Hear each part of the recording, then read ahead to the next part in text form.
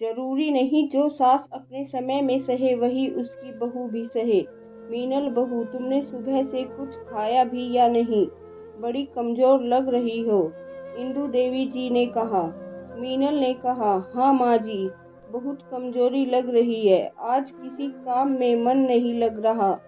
माँ पापा की बहुत याद आ रही है और कुछ खाने का मन भी नहीं हो रहा। पता नहीं माँ पापा ठीक होंगे भी या नहीं। तब इंदु देवी बोली, हाँ, तुम कब से मिली भी नहीं हो उनसे। एक काम करो, जाओ तुम अपने माँ पापा से मिल आओ और कुछ दिन रह भी लेना तुम। मीनल बोली, पर माँ जी, घर घर का क्या है? जब से तुम शादी करके आई हो अकेले तो देखा है तुमने। घर भी देखती हो, बाहर का काम भी देखती हो और रिया को भी संभालती हो। उसे स्कूल से लाती हो, उसको खाना खिलाती हो। तभी मीनल बीच में रोकते हुए बोली, माँ जी, वो मुझे पता है और ये काम मेरा है जो मैं अपनी खुशी से करती हूँ। लेकिन माँ जी, एक बात की कम से कम मुझे बहुत खुशी है कि आप मेरे काम को देखती भी हैं और समझती भी हैं और उसका सम्मान भी करती हैं। और आप ही नहीं, इस घर का हर एक सदस्य मुझसे उतना ही प्यार करता है जितना कोई अपने सगे से भी नहीं करता है। मैं धन्य हूँ कि मुझे ऐसा प्यार करने वाला ससुराल मिला है। माँ जी, ये मेरे लिए ससुराल नहीं है बल्कि मेरा घर है और सबसे बड़ी बात मेरे लिए ये मेरे मायके से पहले है। मीनल के मुंह से ऐसी बातें सुनकर इंदु देवी की आंखों में आंसू आ गए। वो बोली, बेटा, आज तुमने ऐसी बात बोलकर मेरी आत्मा तृप्त कर दिया। मीनल बोली, पर माँ जी, एक बात पूछूं, आप इतनी अच्छी क्यों हैं? मेरा मतलब सबकी सास जैसे मेरी कुछ सहेलियों की सास वो अपनी तरह बिल्कुल नहीं है। वो तो अपनी बहुओं को बिल्कुल भी सम्मान नहीं करती हैं और तो और हर बात पर ताने कसती है। वे लोग तो अपनी सास की बुराई करती है और उनकी सास अपनी बहू की बुराई करती है और जानती हैं उनके घर में कितना कलेश होता है। सिर्फ सास और बहू में नहीं, उनके बेटे और बहू में भी होता है। और माँ जी, लेकिन एक बात बोलूं, मुझे बहुत बुरा लगता है कि मैं आपकी बुराई भी नहीं कर सकती क्योंकि आप तो बहुत अच्छी हो, मेरी सास नहीं माँ हो। लेकिन जब आपके गुणगान गाती हूँ ना, तो मेरी सारी सहेलियाँ मुझसे जलती हैं। मीनल की ये बातें सुनकर इंदु देवी जोर जोर से हंसने लगी। कहा, अच्छा, तो तुम चाहती हो मैं बुरी वाली सास बन जाऊं ताकि तुम मेरी जी भर के बुराई कर सको? मीनल ने कहा, नहीं माँ जी, मेरा वो मतलब नहीं था। आप जैसी हो वैसी ही अच्छी हो। आप हमेशा ऐसी ही मेरी माँ रहना, सास मत बनिएगा। इंदु देवी बोली, अच्छा ठीक है, मैं कभी नहीं बदलूंगी।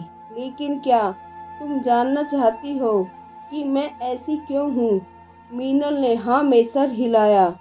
तब इंदु देवी बोली, तो सुनो, जब मैं शादी करके इस घर में आई थी तो मेरी सास मेरी तरह बिल्कुल भी ऐसी नहीं थी जैसी मैं तुम्हारी सास हूँ।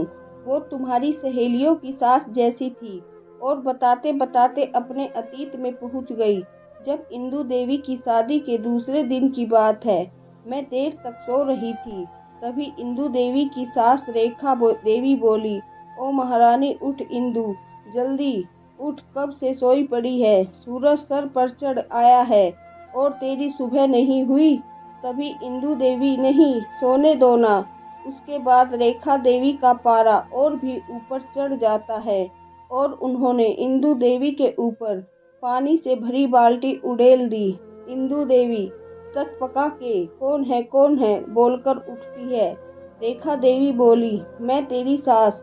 अगर तू भूल गई हो तो मैं तुझे बता दूं कि तू अपने अब मायके में नहीं ससुराल में है। और हाँ, कल से सुबह 3:30 बजे तक उठ जाना। यहाँ 4 बजे के बाद कोई नहीं सोता है। और हाँ, तू जल्दी से तैयार होके नीचे आ। इतना कहते ही इंदु देवी की आंखों में आंसू आ गए। मीनल बोली, आगे क्या हुआ माँ जी? इंदु देवी बोली, फिर अतीत की यादों में पहुंच गई।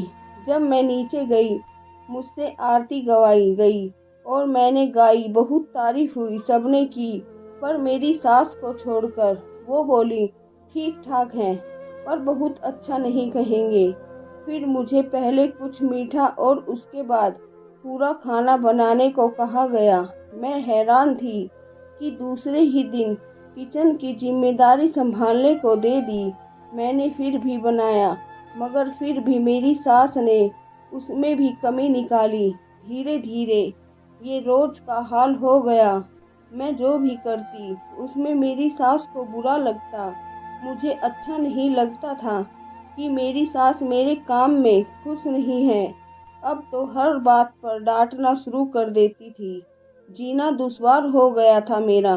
कुछ बोलती तो मेरा पति मुझे मारता और बोलता कि कुछ मत बोलना इसके आगे। धीरे धीरे मुझे लगा कि मेरी शादी एक श्रवण कुमार से हो गई। उसके बाद से मैंने उसे श्रवण कुमार बुलाने लगी और वो भी बहुत खुश होते थे कि उनको कितनी अच्छी उपाधि मिली है। मैं परेशान हो गई थी। मैं सोचती थी कि मैं एक बेटे की पत्नी बनकर आ गई, जबकि एक पति की बीवी बनना चाहती थी। उसके बाद मैंने तय किया कि मैं अपनी किस्मत नहीं बदल सकती, पर मैं अपनी बहू की किस्मत तो बदल सकती हूँ। मैंने ठान लिया, शादी होने तक मेरा बेटा मेरा बनकर रहेगा और शादी के बाद वो श्रवण कुमार के साथ साथ एक पति भी बनेगा, जो उसके मुंह से मेरी बुराई न सुन सके और मेरे मुंह से उसकी। और फिर मैंने सोचा कि एक ऐसा वक्त आने ही क्यों दूं कि मेरा बेटा पिसे। और आज तुम मेरी बहू बनकर आ गई। कहते कहते इंदु देवी अपने अतीत के पन्नों से बाहर निकलकर आई और फिर पूछा, मीनल, क्या मैं अपना वादा पूरा कर पाई? क्या मैं एक अच्छी सास बन पाई? मैंने उसी दिन सोच लिया था कि जो अब तक चलता आ रहा था कि जो बहुएं सास की तानाशाही झेलते झेलते सास बनती है और फिर वो भी अपनी बहुओं के साथ वही करती है, मैं इस रीति को बदल कर रहूंगी। जरूरी नहीं जो सास अपने समय में सहे वही उसकी बहू भी सहे। बोलो मीनल, मैं इस रीति को बदल पाई न? मैं तुझे तेरे पति को पूरी तरह से सौंप पाई ना? अपना वादा पूरा कर पाई ना? मीनल बोली, हाँ माँ जी, आपने बहुत अच्छे से अपना वादा निभाया और बहुत अच्छी सास नहीं, माँ बनी है मेरी। अब तो मेरी नज़रों में आपकी इज्जत और भी बढ़ गई है। थैंक यू माँ जी, मुझे इस घर में लाने के लिए और अपनी बहू नहीं बेटी बेटी बनाने के लिए। Thank you so much. फिर दोनों सास बहू एक दूसरे के गले लग जाती है।